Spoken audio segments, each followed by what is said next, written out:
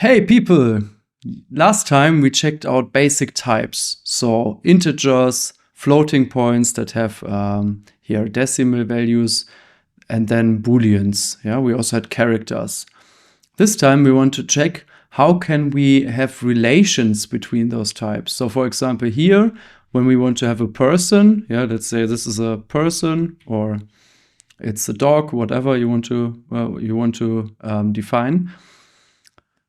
The person has an age, yeah, an age could be maybe a U8 would be enough for an age. Yeah, we can also define it like this, or we can define it like this. Which type, when we want to force a specific type, let's try this. So U8 would be enough because U8 goes to 255, and this is, I don't know any person which is older than 255 years, so I guess a U8 will be always enough to define this. And then we have the size. So a size could be a floating point value. It would also fit in a U8 if you would make it in centimeters. But when you don't want to specify what it is, we can stick to the normal types. Yeah, and I guess for meters, we need a floating point value. And then we have a Boolean, for example, here, if the person is cool or not. Very bad. Whatever. And if we want to put those together, we want to combine them because we don't want to have this around, or we want to define it for multiple people. Yeah, we could say, we could start with a tuple. And a tuple is just an anonymous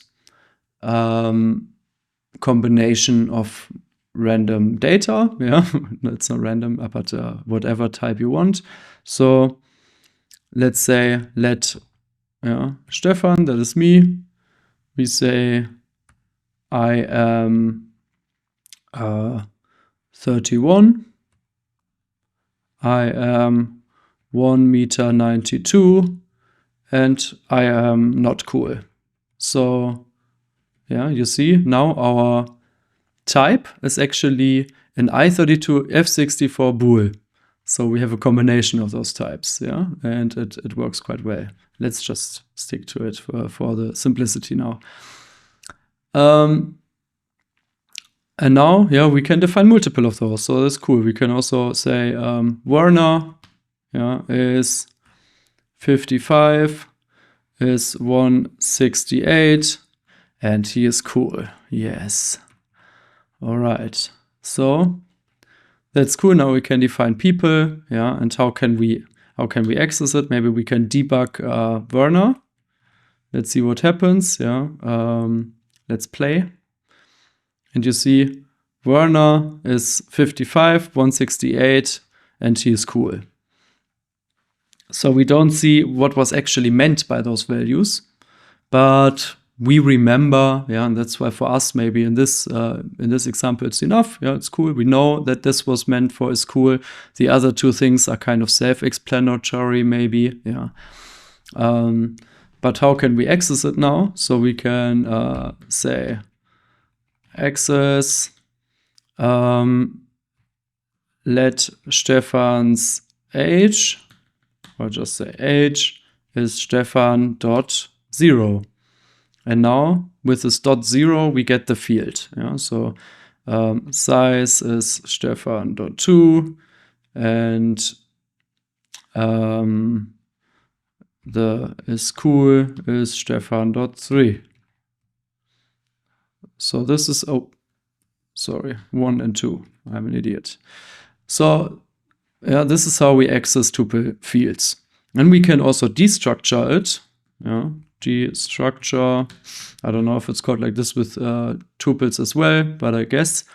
So destructuring works like this. We have age, size, and is cool. And we say Stefan. And now we get all the three values at once, yeah, which is super cool. If we only want to have 2, for example, we can also say ... yeah, and then we don't care about the rest. So we only get the first 2 values. That's a nice system and is quite often used, especially when a function returns a tuple and and you want to get all the fields at once, and you immediately need them. Then you don't need to write .1, .2, and so on.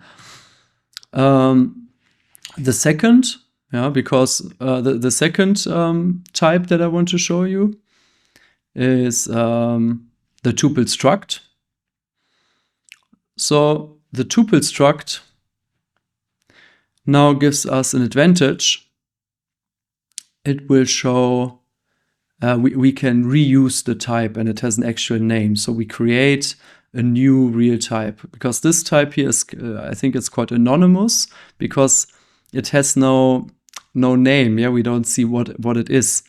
And tuple struct has a name, so we can define let Stefan is a person, and the person has now 31, 192, and false. Oops. But it doesn't exist yet, so we have to create this type first. And this goes with the keyword struct. And struct is a person with an... Now we can also enforce the type U8 because it's enough. And F32 would be also enough for the size, because we don't need, we don't need 15 values after the comma. 7 are more than enough because we only need 2. And a bool. And now it's existing. Now we have the type person that is always, when we hover at U8, F32 and bool. So that's pretty cool. And Stefan is now a person and not only this anonymous thing here. So that's the cool thing with tuple structs. And how to access the values now? It works pretty much the same. Let's try it. If we can do this again. It works the same. Because those fields, they don't have names. We still have to do it with 0, 1, and 2. But it's already an advantage. We know this. We can enforce the types in here. They are not automatically chosen.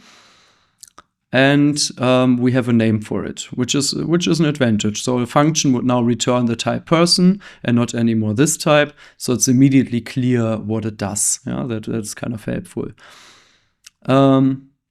But there are still a lot of cases where I do this because it's just enough, and I can just create it on the fly. While this, I first have to define somewhere, right? It depends on how complex the type is. And the next option we have is the real struct, or which we just call struct. And this struct can have named fields. So if we don't want to use here 0, 1, and 2, or we don't know what this actually means there, right? Okay, we can write it down here, then it gets clear out of the context, but it's not clear out of the type what bool stands for, that bool is cool. And that's why there's also the type, the struct. And the struct looks like this. So instead of using normal brackets, we use curly brackets. And now we can define the types here inside. Let's say we have age is a U8. Size is the F32, and is cool is the Boolean. Now person was already defined. We cannot have two struct definitions to types with the same name, because the compiler wouldn't know what to choose. Let's rename this into person US for union struct, tuple struct, TS. I think in other languages that is called union. That's why I say that sometimes. Person TS, tomato salad. And the struct now can be person, because we're working with this. It's a bit more comfortable now. And to create a person, we can now just use let Stefan be person. And now we also use the those brackets. And the Rust analyzer can already help you a bit here. If you press Control dot in most of the IDEs, you will find this instruction from the Rust analyzer, which is fill struct fields. So it already gives you those values which are here. This is how we can create one of those persons. But it did this because we already had age, size, and is cool. So that's now a nice short-term syntax, but usually we would have to define it like this. Age is 31, size is 1.92 meters, and is cool is false. All right. And you see Rust formatter, which I have here, because Rust analyzer is used, the Rust formatter will automatically format your code, and then it will put this here, which is also very nice in a list like this, because now if we change it, we can just move it wherever we want, and it always works. And in JSON format, for example, if that is not there, then it's an error. So that's a bit annoying. So that's pretty cool here, that Rust standard is always going to add the comma to every end. So now we have Stefan, the person, and we can access the fields with Stefan dot is cool, age. So now we actually have named fields, and this is very nice. You see it gets way clearer what we want to access, what the field is. But it also, now we have here a bunch of lines to do the stuff. What was before in the beginning, way less code. So you can decide, depending on the context, depending on the use case, what you use. Usually a good hint into what you should use is how long do you need it. So if you need this combination of things only for a very small context, for example, only here, and then it's not used anymore, then a tuple can be enough. If you need to use it multiple times, then you can already think about a tuple struct, because now you can define person, person, person. You have multiple of those. And if that is something that is used all over the program, then you should most often use a struct. Although also a tuple struct can be enough, for example, if it's a point. A point has always an x and a y. And to write this is not always necessary. So for a point, for example, that just has two F32 values, for example, a tuple struct could be enough, because out of the context that it's a point, it is kind of clear that 0 is x and 1 is y. But it doesn't hurt to also create a struct for it if you want. And tuple structs are commonly used for if you just need a name for a variable. For example, you say this is the sample rate. So you have sample rate F32. Struct sample rate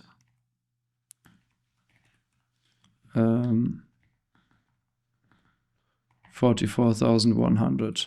This can also be used sometimes. So now you know exactly what it is, and you can decide how this is accessed. But the only thing that I still want to show you is what you can do if you have to combine many of those fields that are the same type. Because here you see we can combine I32, F64, and bool. But now, if we want to create, a collection of values that are all the same, for example, a collection of persons. So many persons at once, person 1, person 2, person 3, person 4. Then we can do this in a tuple. So we could say, let people are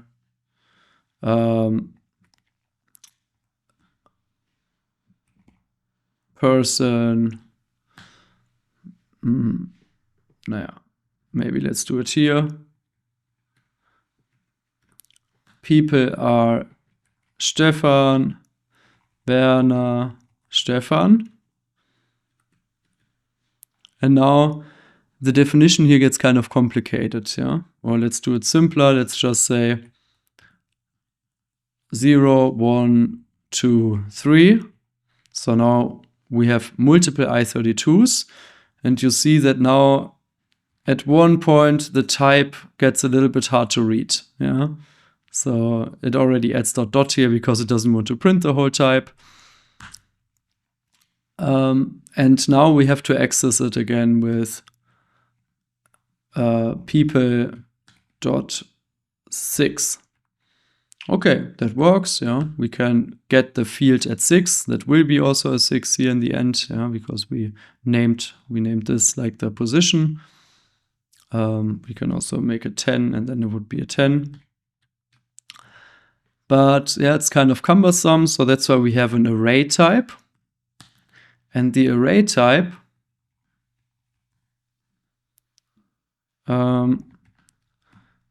we do it with those brackets instead of these. And that's kind of cool because now if we add all of those, you see that it defines a type that is called I32, 7. So now we see immediately, oh, we have 7 I32s, and it's just a lot shorter to handle than this tuple here. And the other cool thing is that now we can access with an index operator. So instead of the dot, we use the indexing operator. And in the index operator, we can also just write 6. So now we would get 10 here. This is now called array. Yeah, so now we get the I32. It's exactly the same. And now you would say, okay, I don't care about that. But the interesting thing here is, what we also have to use all the time, is that we can use another field to index. So we can say our index is 6. And we can use this here to index. And that doesn't work here. You see, it doesn't work. And the other good thing is that an array has also other functions defined on it. So while people here only has 0, 1, 2, 3, 6, 7, and some other stuff like clone, the array has, for example, the length. And the length will be, in this case, 7. We can debug it. Debug.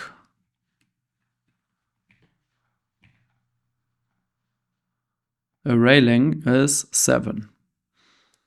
Yeah, and this is also very useful. Later you will see how we can iterate over them. But that's all. Yeah, now you can choose yourself for your use case what is the best way how to combine the data into one. A tuple, an array, a tuple struct, where you can give it a name, or the normal struct, where every field has its own name. Thank you for watching, and see you next time. Bye bye.